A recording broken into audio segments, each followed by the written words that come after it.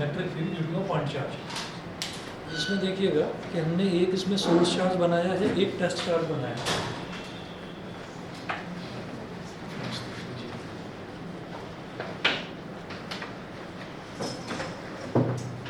देखो बॉटम हटा देना, नीचे नीचे। तो electric field due to a point charge, तो इसमें आप देखिए कि पेज नंबर 20 पर बिल्कुल नीचे की तरफ सोर्स चार्ज है और टेस्ट चार्ज है। तो यहाँ पर एक पॉइंट हमने ले लिया O और एक पॉइंट हमने ले लिया P। O पर हमने एक चार्ज रखा Q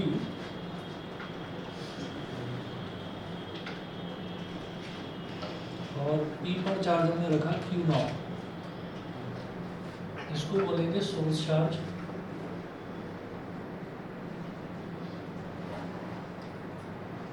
और इसको बोलेंगे टेस्ट चार्ज। टेस्ट चार्ज दोनों के बीच में कुछ डिस्टेंस होगा, तो हम ये कहेंगे कि सोर्स चार्ज का मतलब क्या है कि वो चार्ज जो हमारे पास ऑलरेडी अवेलेबल है। तो कोई एक चार्ज जो है वो इलेक्ट्रिक फील्ड ना क्रिएट करता है। इलेक्ट्रिक फील्ड क्रिएट करने का मतलब क्या है, हमने लास्ट क्लास में देखा था कि दो तरीके के हमारे पास चार्जेस होते हैं। एक होता है पॉजिटिव चार्ज। पॉजिटिव चार्ज से इलेक्ट्रिक लाइन ऑफ फोर्स जो है वो बाहर की तरफ निकलती है, रेडियली आउटवर्ड्स बाहर की तरफ निकलती है। तो हम ये कहेंगे कि कभी भी किसी भी चार्ज की वजह से अगर मैं इलेक्ट्रिक फील्ड की बात करूंगा तो हम पॉजिटिव चार्ज की बात अगर कर रहे हैं, जैसे मान लीजिए ये Q लिखा हुआ है, तो Q लिखा हुआ है तो बाय डिफॉल्ट ये मानकर चलेंगे कि ये प्लस Q लिखा हुआ है। तो इसमें से इलेक्ट्रिक फील्ड लाइंस जो है वो बाहर की तरफ निकलेगी। और बाहर की तरफ निकलेगी, क्यों निकलेंगी, वो ऐसा है कि जहाँ पर भी चेयर है उधर बैठ जाओ पीछे, ये ले लो तो सामान पीछे बैठ। 1 मिनट वेट करिए बस।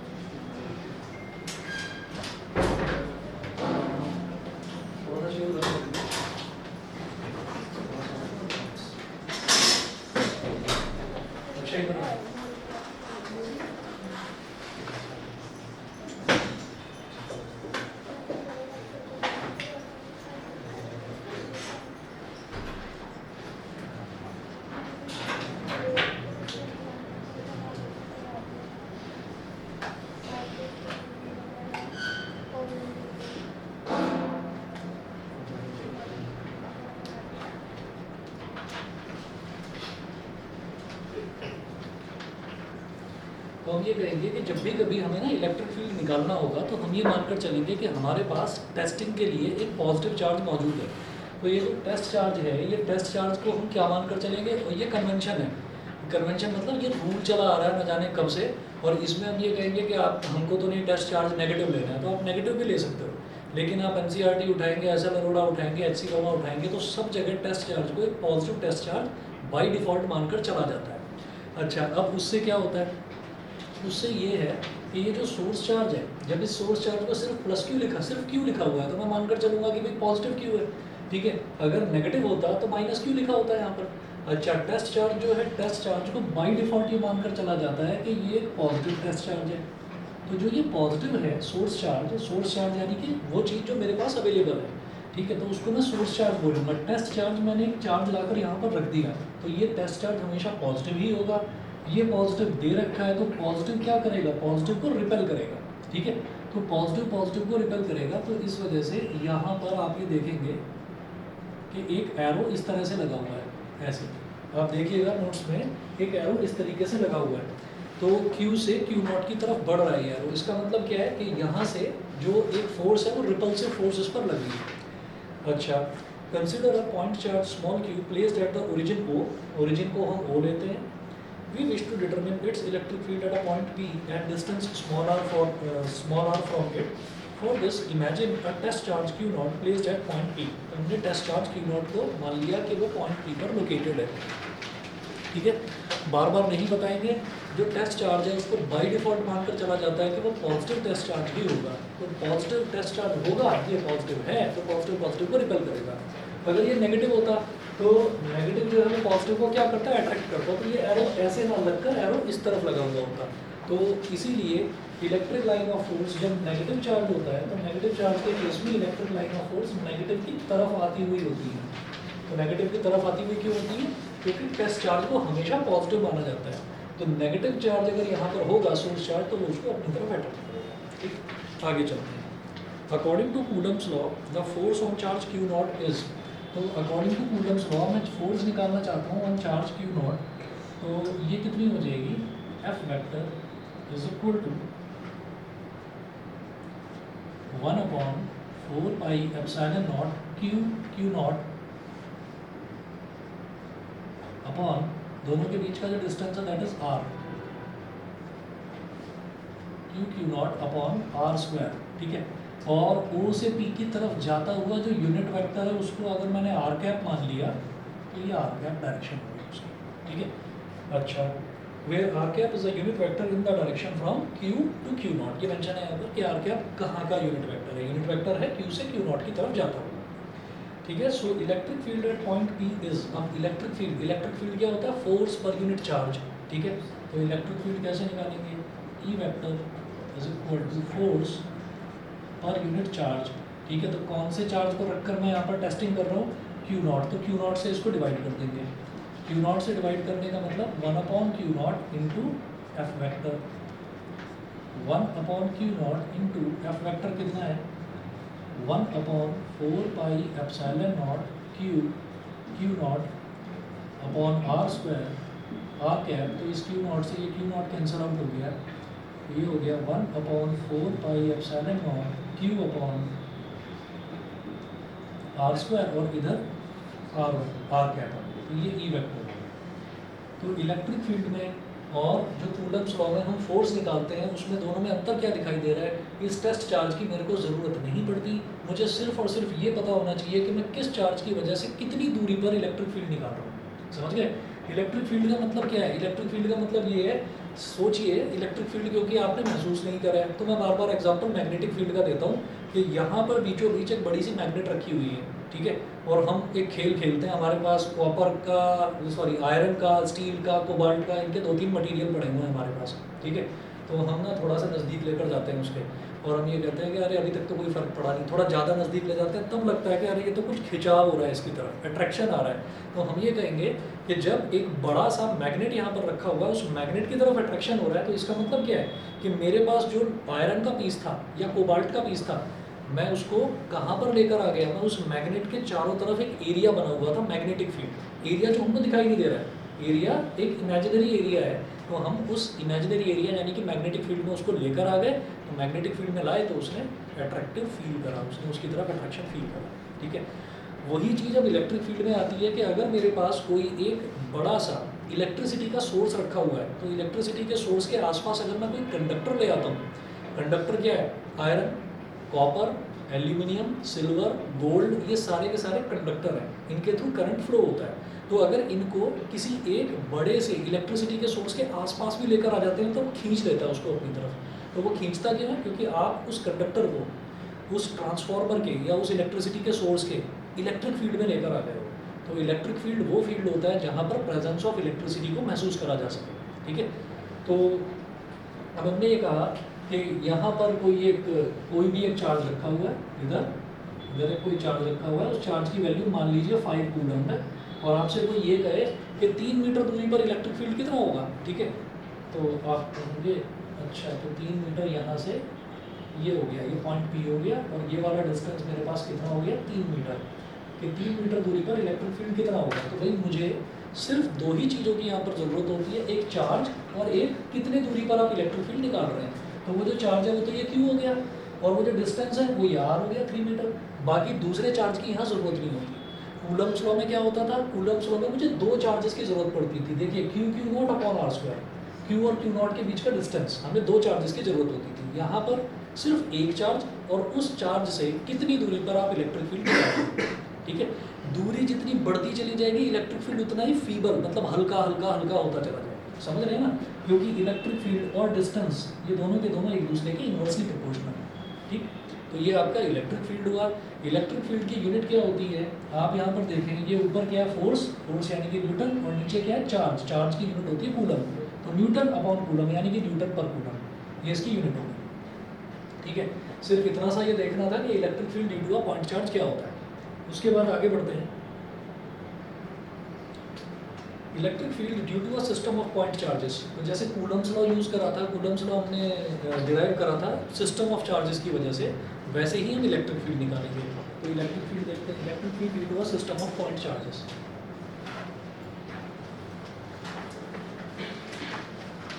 अब आप आ जाइएगा page number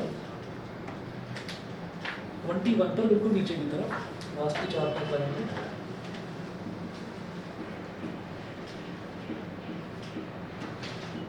electric field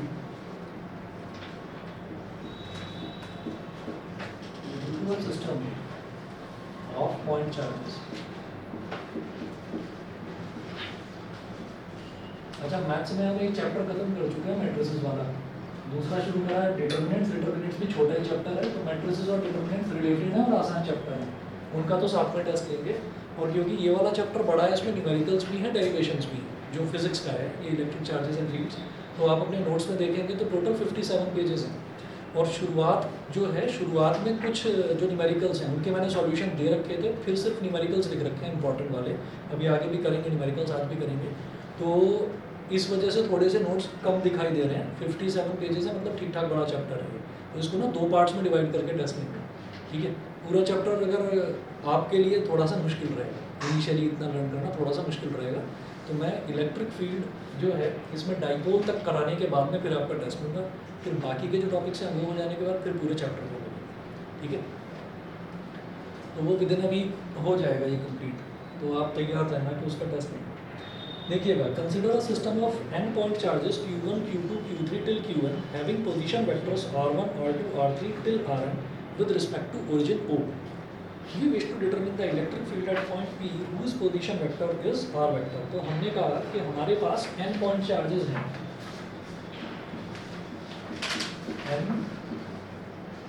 point charges, तो n पॉइंट चार्जेस हैं उनको हमने पहले ले लिया q1 q2 q3 till qn, ये तो n पॉइंट चार्जेस हो गए। अब इनके जो पोजीशन वेक्टर्स हैं, यानी कि कहाँ कहाँ पर ये लोकेटेड हैं, इनके पोजीशन वेक्टर्स को हमने बोल दिया r1 वेक्टर,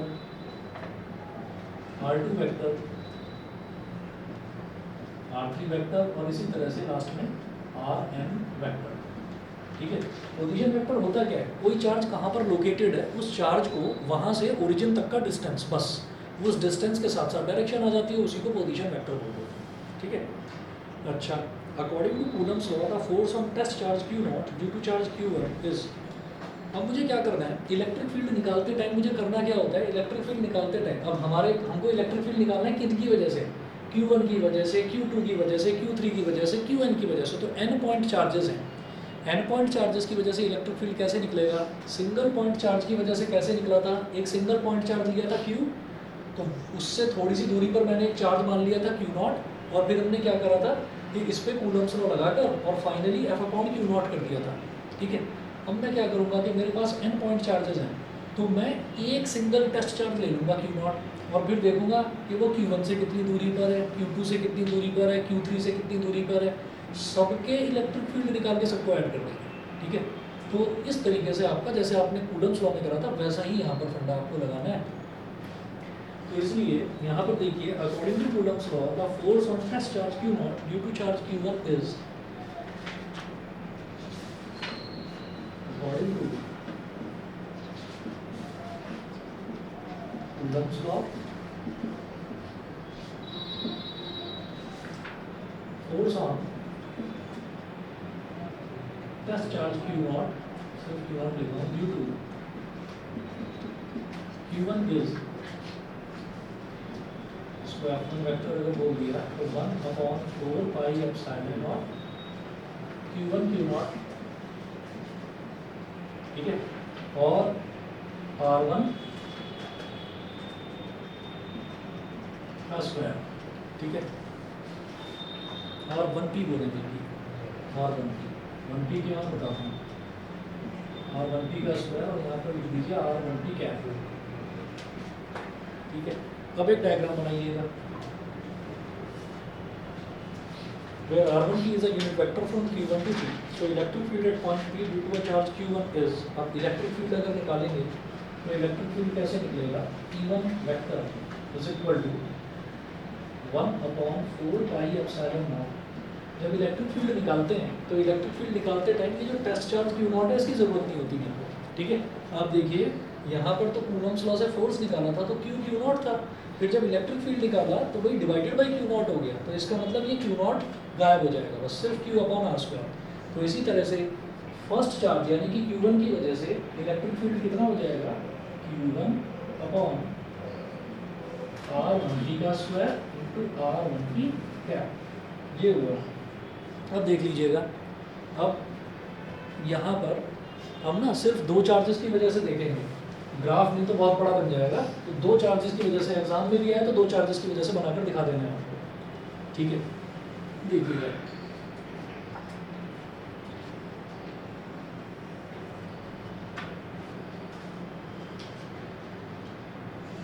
ये वाई एक्सेस होगी, ये एक्स एक्सेस होगी, ये आपका ओरिजिन हो गया। उसके बाद दो चार्जेस लेने हैं, Q1 ले लो और Q2 ले लो, है ना, n चार्जेस नहीं बनाने, बस दो ही चार्जेस बनाने हैं, Q1 और Q2, और इनकी वजह से कुछ एप्सिलॉन क्या है, एप्सिलॉन होता है परमिटिविटी।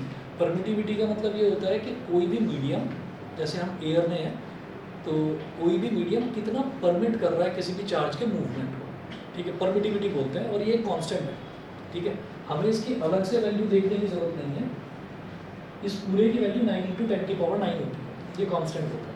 ये ऐसा समझ लीजिए जैसे ग्रेविटेशनल फोर्स निकाला था ना 11th क्लास में, तो वहाँ पर आपके पास था G(m1m2)/r², तो G क्या था, यूनिवर्सल ग्रेविटेशनल कांस्टेंट, वो 6.67 × 10⁻⁷।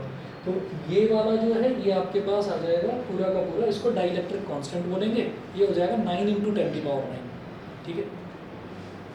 अब जरा देखिएगा, हमने ये कहा कि हमारे पास दो चार्जेस हैं, एक चार्ज है Q1, एक चार्ज है Q1 वो यहाँ पर है, एक चार्ज है Q2 वो यहाँ पर है। अब भाई Q1 का पोजीशन वेक्टर कैसे निकलेगा, Q1 को ओरिजिन से ज्वाइन कर दो,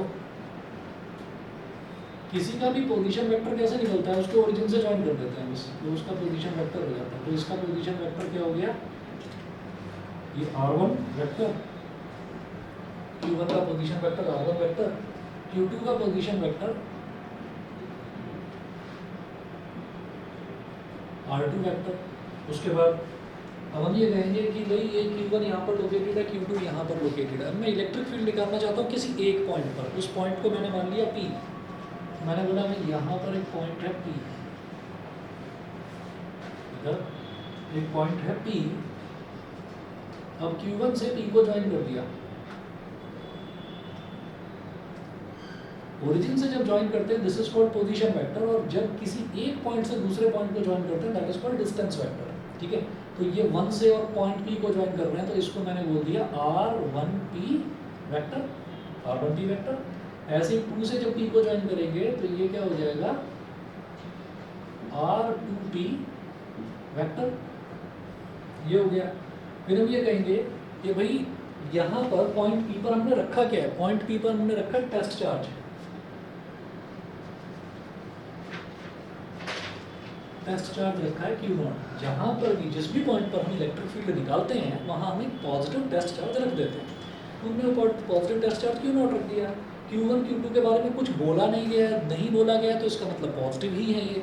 तो जब ये पॉजिटिव है तो ये पॉजिटिव इस पॉजिटिव टेस्ट चार्ज को रिपेल करेंगे, तो रिपल जिस डायरेक्शन में करेंगे इलेक्ट्रिक फील्ड की भी डायरेक्शन वही होगी। मैंने ये कहा कि इसकी वजह से इलेक्ट्रिक फील्ड की डायरेक्शन ये होगी E1, और Q2 जो है वो ये भी पॉजिटिव है, और टेस्ट चार्ज तो वैसे ही हम पॉजिटिव लेते हैं, तो ये इसको इस डायरेक्शन में ऐसे रिपेल कर देगा, ऐसे ये हो गया E2, E1 इसको E1 वेक्टर रिप्रेजेंट करिए, इसको E2 वेक्टर रिप्रेजेंट करिए। जब मेरे पास दो वेक्टर्स हैं, जब दो वेक्टर्स हैं तो उनका वेक्टर सम कैसे निकाला जा सकता है? पैरेललोग्राम लॉ से। तो हम क्या करेंगे, E2 से E1 के पैरेलल एक डॉटेड लाइन ड्रॉ कर दीजिए और E1 से E2 के पैरेलल एक डॉटेड लाइन कर दिया। दोनों जहाँ पर मिलेंगे वो हमारा E वेक्टर हो जाएगा। E vector is equal to E1 vector plus E2 vector. ठीक है, ये हो गया। इसी तरह से जैसे ये R1 और R2 है, तो R1 और R2 का भी अगर रिजल्टेंट यहाँ बीच में बनाकर दिखाएं तो R वेक्टर हो जाएगा। मतलब पॉइंट P, जिस पॉइंट पर मैं इलेक्ट्रिक फील्ड निकालना चाहता हूँ वो ओरिजिन से कितने डिस्टेंस पर है, तो उसको हमने R वेक्टर बोल दिया। ये हो गया। ठीक है, तो आपको ये डायग्राम बनाकर दिखाना है और बिल्कुल ऐसा ही डायग्राम आपने कूलम्स लॉ में देखा होगा, तो ये आपके लिए कुछ नई चीज़ नहीं है। ठीक है, दोबारा बताता हूँ क्या करना है। हमको दिखाना है system of N point charges. N point charges बनाने में मुश्किल होगा। आप चाहोगे नहीं मैं तो 4 बनाऊंगा, 4 बनाकर मेरे को थोड़ा सा ठीक लगेगा। भाई मत करना फालतू में, अपने लिए ही मुश्किल बढ़ाओगे। ठीक है, फिर वेक्टर सम उसमें दिखाओगे, खुद ही कंफ्यूज हो जाओगे, वो एक दूसरे के ऊपर ओवरलैप करने लगेंगी लाइनें। तो ज़्यादा बेटर क्या है, 2 का बनाइए आप। आपने ले लिया एक पॉइंट चार्ज Q1, Q1 को ओरिजिन से ज्वाइन करेंगे डिस्टेंस R1, Q2 को ओरिजिन से ज्वाइन करेंगे डिस्टेंस R2। तो Q1 का पोजीशन वेक्टर R1, Q2 का पोजीशन वेक्टर R2, ये आपने बना दिया। फिर दोनों के बीच में से एक लाइन निकाल दीजिए और यहाँ पर एक पॉइंट ले लीजिए P पर दिखा दीजिए। टेस्ट चार्ज मैंने यहाँ पर रखा है क्योंकि मैं पॉइंट P पर ही इलेक्ट्रिक फील्ड निकालना चाहता हूँ।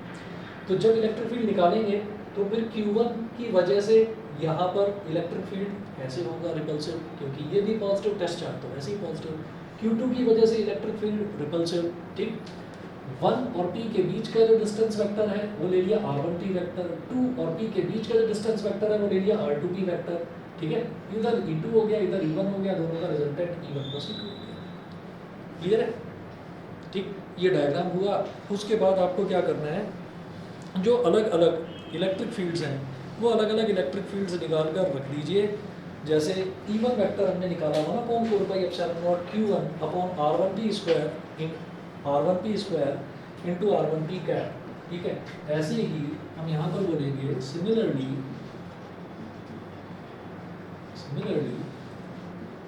Electric fields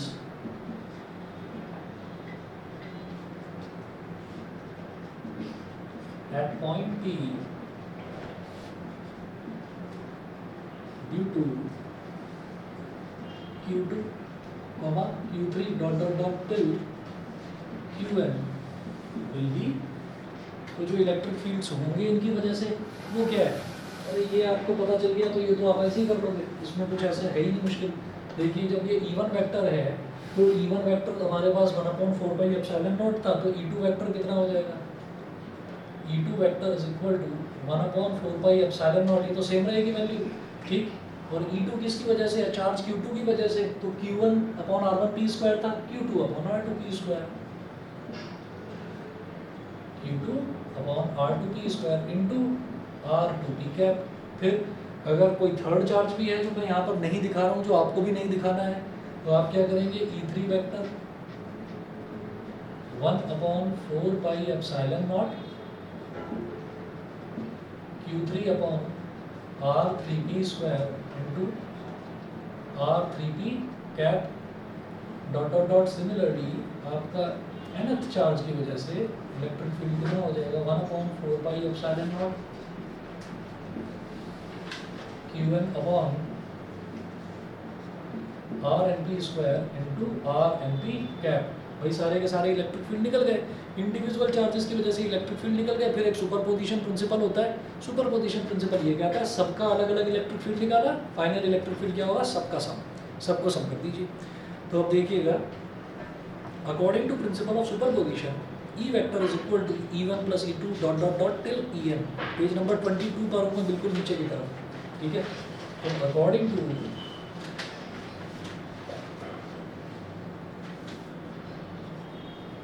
principal of superposition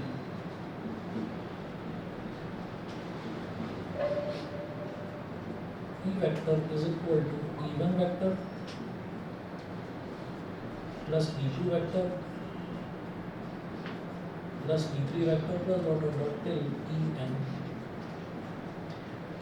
vector.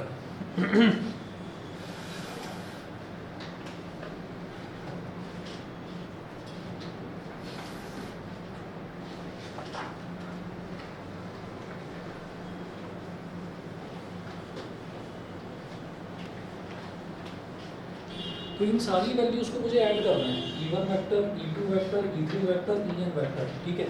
तो इनको ऐड किस तरह से करेंगे, मुझे एक चीज़ दिखाई दे रही है कि सब में 1/4πε0 कॉमन आ रहा है। शुरुआत में कॉमन ले लीजिए आप, तो E vector is equal to 1/4πε0, हमने शुरुआत में कॉमन ले लिया। तो यहाँ पर क्या आएगा, Q1/R1P² into R1P cap,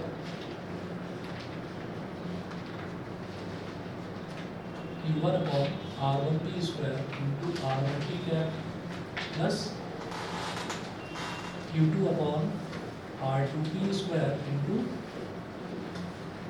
R2P cap plus Q3/R3P² into R3P cap plus dot dot dot till Qn/RnP² into RnP cap. ये हो गया। ये करने के बाद में समेशन लगा दीजिए यहाँ पर, क्योंकि इतना बड़ा इसको लिखना, इट्स बेटर कि आप समेशन लगाइए। तो समेशन कैसे लगेगा, समेशन मतलब सिग्मा, ये 1/4πε0 तो कांस्टेंट है, ये तो एज इट इज रहेगा। अब यहाँ पर लगाइए सिग्मा, यहाँ लिखिएगा आई इज इक्वल टू, आई कहाँ से स्टार्ट हो रहा है, क्या क्या वैल्यू है जो चेंज हो रही है, 1 1 1 2 2 2 है ना, P है अपनी जगह, 3 3 3 N N N, तो मैं 1 से लेकर M तक चलूँगा, ठीक है। यहाँ लिखेंगे I is equal to 1 to capital N, ये लिख देंगे, और ये मेरे पास हो जाएगा QI/RIP का स्क्वायर इंटू RIP कैप, ठीक है। एक तो ये हो गया। फिर मैं कहूँगा कि भाई मुझे ये जो RIP है, मुझे तो इसको भी जरा एक्सपेंड करके लिखना है। तो इसको एक्सपेंड करके कैसे लिखेंगे वो देखिएगा, इन टर्म्स ऑफ पोजीशन वेक्टर्स, क्योंकि ये जो RIP है ना, ये R1P, R2P, R3P, इसकी वजह से ये RIP आया, यानी ये डिस्टेंस वेक्टर है। तो इस डिस्टेंस वेक्टर को पोजीशन वेक्टर की फॉर्म में लिखना है। पोजीशन वेक्टर की फॉर्म में कैसे आएगा ये,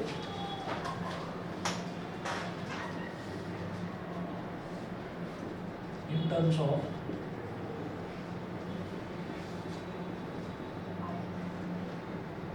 पोजीशन वेक्टर्स। तो जब मैंने इसका पोजीशन वेक्टर निकाला था, ये ऐसे ओरिजिन से जब हम चलेंगे ऐसे, और जब पॉइंट P का पोजीशन वेक्टर निकाला तो R वेक्टर, तो ओरिजिन से चलेंगे तो ऐसे, और जब इसके लिए हम कर रहे हैं तो Q1 से Q0, तो ये R1P हो गया, ठीक है। तो ये जो इतना सा ट्राइंगल बन रहा है, सेम कहानी यहाँ पर भी होगी, है ना, कि अगर मैं Q2 का निकालूंगा पोजीशन वेक्टर तो मैं ओरिजिन से Q2 तक चलूँगा, अगर मैं P का निकालूंगा तो मैं O से P तक चलूँगा, और जब मैं 2 से P तक जा रहा हूँ तो मैंने वैसे ही देख लिया भाई 2 से P तक जा रहे हैं तो एरो 2 से P की तरफ लगेगा। तो अगर मैं इतने से मैं ट्राइंगल लॉ लगाऊँ तो मैं ये देखूंगा कि यहाँ से इस पॉइंट तक जाने के दो रास्ते, R1 प्लस R1P, और यहाँ से यहाँ जाने का केवल एक रास्ता R वेक्टर। तो इसको हम ऐसे कह सकते हैं, ये हालांकि आपको पता होगा ट्राइंगल लॉ, मैं फिर भी बता रहा हूँ कि R1 vector plus R1P vector is equal to R vector. Triangle law ये कहता है कि कभी भी एक पॉइंट से दूसरे पॉइंट पर जाने के दो रास्ते आप देखेंगे। तो एक रास्ता ये है कि फ्रॉम हियर टू हियर, तो R1 plus R1P, R1 plus R1P, और एक ये शॉर्टकट है सीधा यहाँ से यहाँ, is equal to R vector.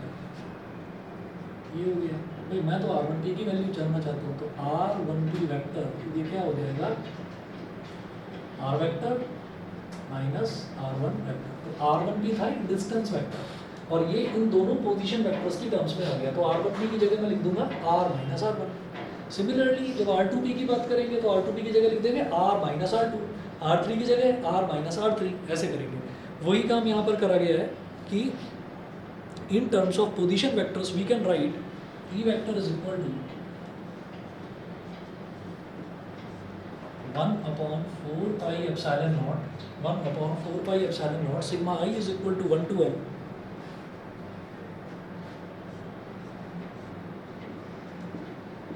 Sigma I is equal to 1 to L QI upon R1P था तो R माइनस R1 था, अब RIP है तो R माइनस RI हो जाएगा, ठीक है। तो क्या लिखेंगे R vector minus RI vector, ठीक है, उसका स्क्वायर, स्क्वायर यानी कि मैग्नीट्यूड का स्क्वायर, और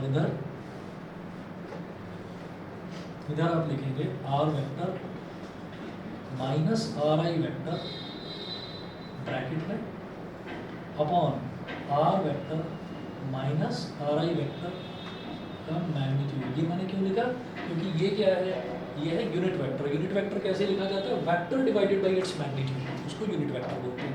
अब ये मैग्नीट्यूड का स्क्वायर है, ये सिर्फ मैग्नीट्यूड है, क्यूब कर दो बस एक स्टेप में, और ये लिख कर दिखाओगे तो E vector is equal to 1/4πε0 sigma I is equal to 1 to L QI upon R vector minus RI vector के मैग्नीट्यूड का cube into R vector minus RI vector, ठीक है। तो यहाँ तक करके छोड़ सकते हैं, ठीक है। और कई बार क्वेश्चन को ना उसमें लास्ट में पूछ लेते हैं कि in terms of position vectors भी आप उसको एक्सप्लेन करिए, तो ये दो स्टेप और बताते हैं बस। पोजीशन वेक्टर कहाँ से आया है ये आपको कहानी समझ में आ गई, ठीक है जी, क्लियर है यहाँ तक, बता दो भाई, ठीक है। चलिए जी, इसके बाद आगे दो न्यूमेरिकल्स हैं, न्यूमेरिकल्स करते हैं, 1 मिनट का टाइम दीजिए बस मुझे, भी आ रहा हूँ।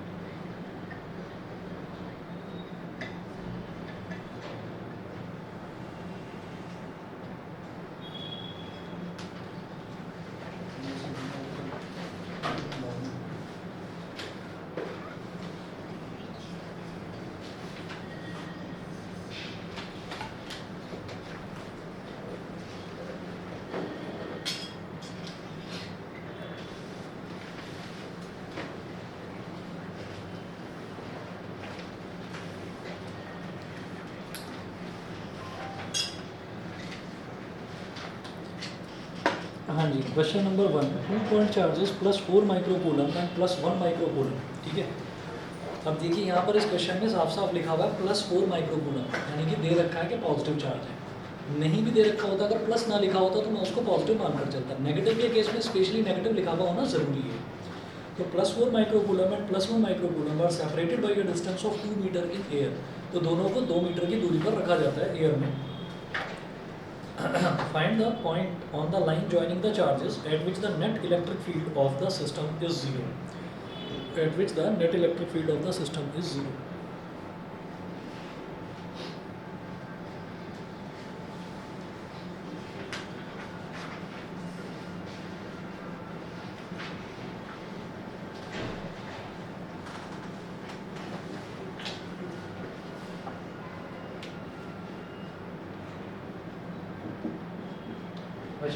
क्वेश्चन नंबर वन में हमारे को दो चार्जेस दे रखे हैं, +4 माइक्रो कूलम का और एक +1 माइक्रो कूलम का। एक चार्ज तो मैंने यहाँ पर रख दिया ए, यहाँ पर मैंने रख दिया +4 माइक्रो कूलम, और एक मैंने इस पॉइंट पर रख दिया बी पर, ये है +1 माइक्रो कूलम।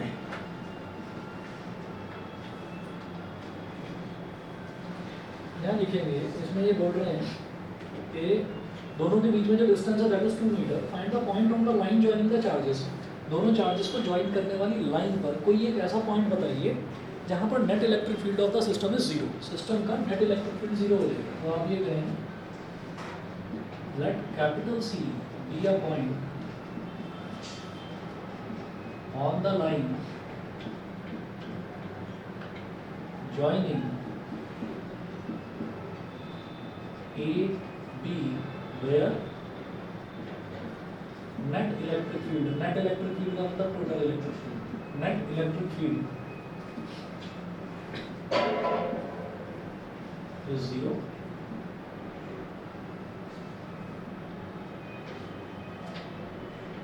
point C, और ये मान लिया कि ये A से x डिस्टेंस पर है, x मीटर। तो ए और बी के बीच में जो टोटल डिस्टेंस था वो कितना था, 2 मीटर था। तो ये कितना बचेगा, 2 माइनस एक्स मीटर। ठीक है, अभी दोनों चार्जेस जो हैं वो पॉजिटिव दे रखे हैं, ये भी पॉजिटिव है, ये भी पॉजिटिव है। जहाँ पर मैं इलेक्ट्रिक फील्ड निकालता हूँ, जिस पॉइंट पर मैं इलेक्ट्रिक फील्ड निकालता हूँ, हम क्या मानकर चलते हैं कि वहाँ पर एक पॉजिटिव टेस्ट चार्ज रखा हुआ है, पॉजिटिव। तो पॉजिटिव को क्या करेगा, रिपेल करेगा। तो इसकी वजह से जो इलेक्ट्रिक फील्ड है वो रिपल्सिव होगा। ठीक है, तो ये जो है ये इस वाले चार्ज को, जो यहाँ पर पॉजिटिव टेस्ट चार्ज रखा है, वो इसको क्या कर रहा है, रिपेल कर रहा है। इसको मैंने बोला इलेक्ट्रिक फील्ड को ई ए की डायरेक्शन ये हो गई।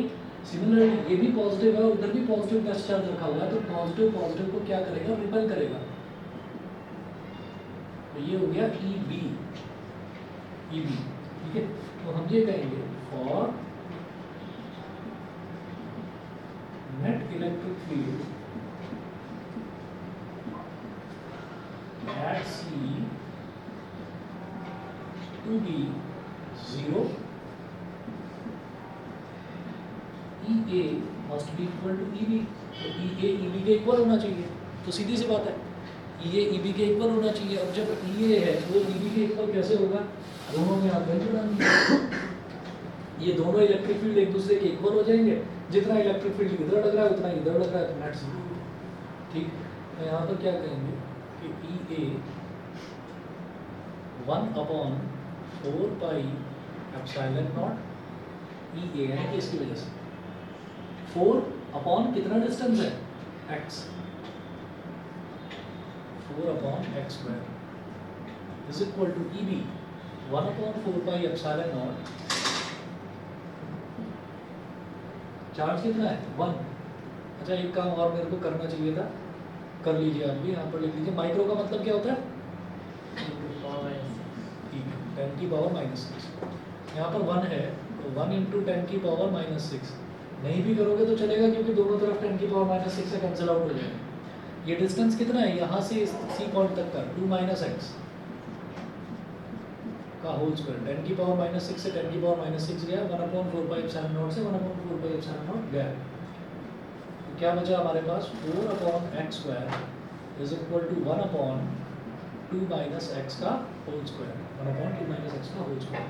क्रॉस मल्टीप्लिकेशन करिए, x² × 1 x² और 4 × 2 - x का होल स्क्वायर, ये हो गया। अब यहाँ से x² इज इक्वल टू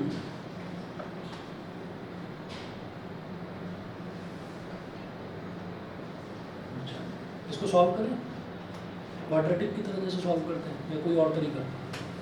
सुनिएगा, बायो वाले बच्चे ध्यान देना, ठीक है।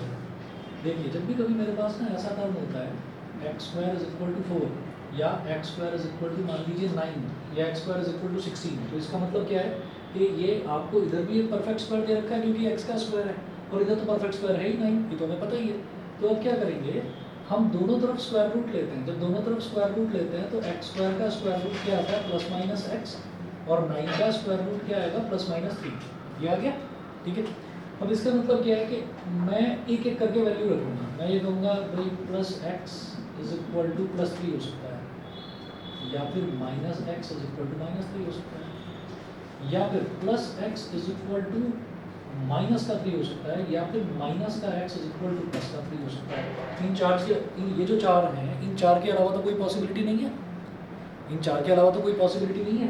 भाई मैंने यहाँ पर जो ये एक्स है इसको प्लस माइनस ले लिया, सिमिलरली यहाँ पर भी मैंने प्लस माइनस प्लस ये ले लिया, अलग अलग पॉसिबिलिटीज ले ली। इन चार के अलावा कोई पॉसिबिलिटी नहीं है। लेकिन ये जो दो है ना शुरुआत वाले, आप plus x is equal to plus 3 बोलो या minus x is equal to minus 3 बोलो, अल्टीमेटली नतीजा क्या निकल रहा है, एक्स इज इक्वल टू 3।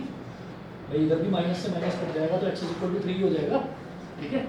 आप plus x is equal to minus 3 बोलो या minus x is equal to plus 3 बोलो, इन दोनों का नतीजा क्या निकल रहा है, x is equal to minus 3। इससे हम किस कंक्लूजन पर पहुंचते हैं कि अगर दोनों तरफ परफेक्ट स्क्वायर दे रखे हैं, जैसे x square is equal to 9 है, तो आप ऐसे लिखेंगे x is equal to plus minus 3, ठीक है। X can be equal to plus 3, x can be equal to minus 3। मतलब इधर वाला जो है, एक साइड लेफ्ट हैंड साइड वाला जो है, लेफ्ट हैंड साइड वाले में प्लस माइनस मत लगाओ, उसको केवल प्लस मान लो, ठीक है। सिर्फ एक्स लिखा है मतलब मैंने सिर्फ प्लस मान लिया, और राइट हैंड साइड वाले को आप प्लस और माइनस मान लो, क्योंकि अगर आप दोनों भी करते हो तो भी आप उसी नतीजे पर पहुँचोगे, ठीक है। तो वही काम मैं यहाँ पर कर रहा हूँ, क्योंकि यहाँ पर मेरे को परफेक्ट स्क्वायर नजर आ रहे हैं दोनों तरफ, फोर्थ भी परफेक्ट स्क्वायर है, 2 माइनस एक्स का होल स्क्वायर है, और ये एक्स स्क्वायर है। तो मैं क्या करूँगा,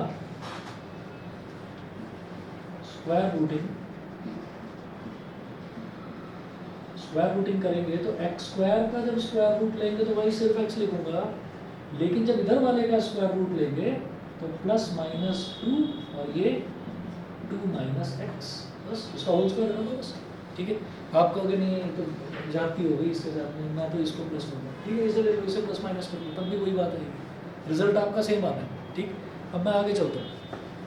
अब एक कंसेप्चुअल चीज़ बता रहा हूँ, वैसे बहुत आसान लग रहा होगा क्वेश्चन, लेकिन एक चीज़ का बहुत ध्यान रखना, बताऊँगा अभी, ये मिटा रहा हूँ मेरे से।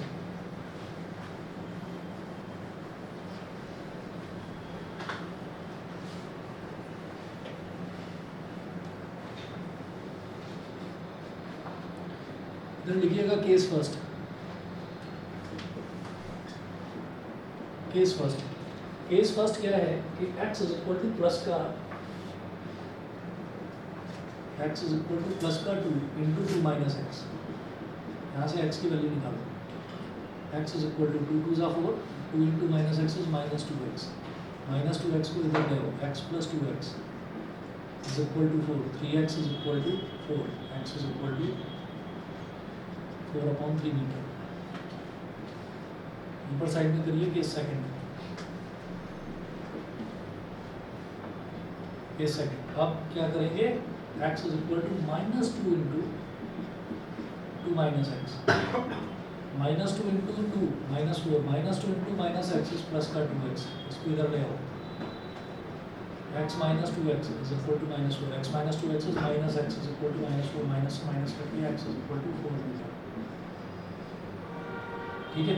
x is equal to 4/3 metre मैं लिखूंगा कि ये सही आंसर है, इसको मैं लिखूंगा कि ये गलत आंसर है, ठीक है। अब इस पर ध्यान से सुनना कि ये गलत क्यों है ना। हम तो दोनों ही केसेस ठीक, हम तो लिख सकते थे ये भी हो सकता है ये भी हो सकता है, लेकिन गलत हो जाएगा अगर मैं 4 मीटर लिखूंगा। अब सोचो क्यों, हमने जो x माना है ना वो किससे माना है, हमने x माना है इस वाले चार्ट से, दिखाई दे रहा है डायग्राम में दिखाई दे रहा है, हमने x यहाँ से यहाँ तक माना है। अच्छा अब x आ गया 4 मीटर, x 4 मीटर आ गया, तो 4 मीटर का मतलब क्या है कि वही x जो है, मतलब ये जो c है, जो इन्होंने बोला है कि आपको इलेक्ट्रिक फील्ड निकालना है on the line joining the 2 charges, ठीक है।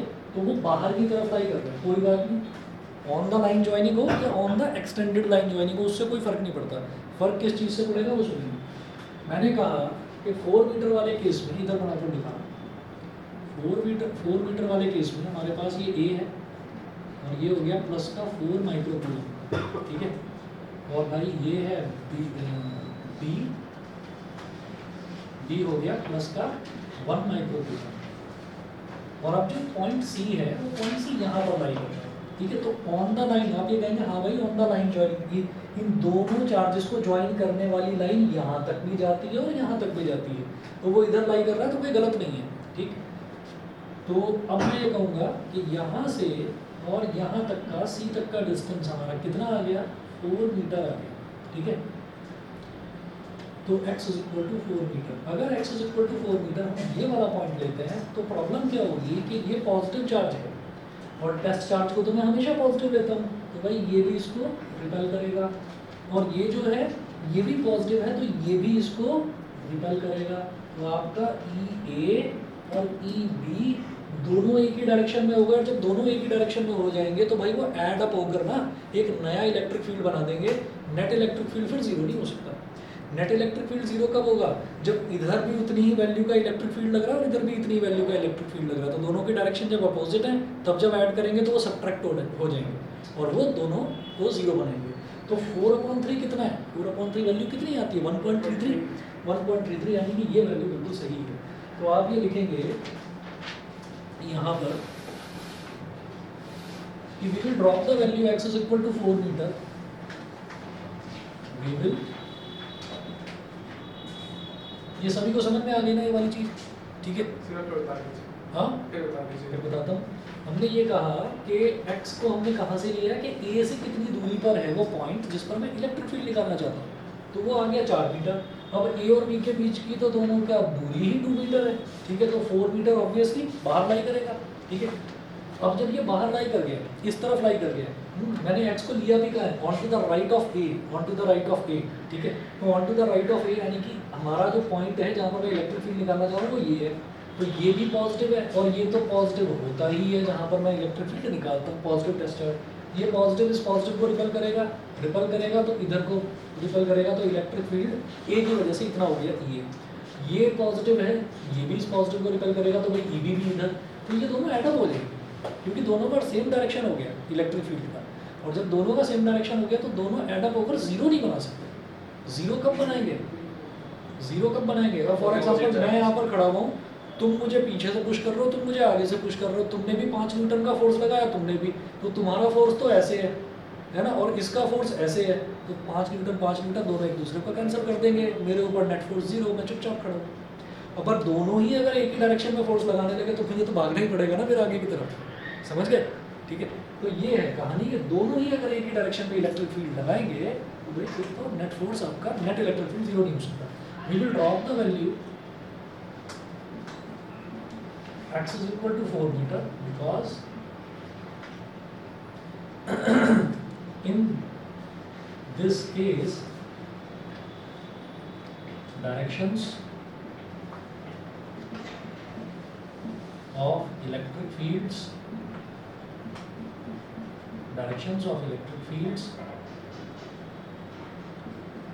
due to plus 4 microcoulomb and plus 1 microcoulomb charges will be the same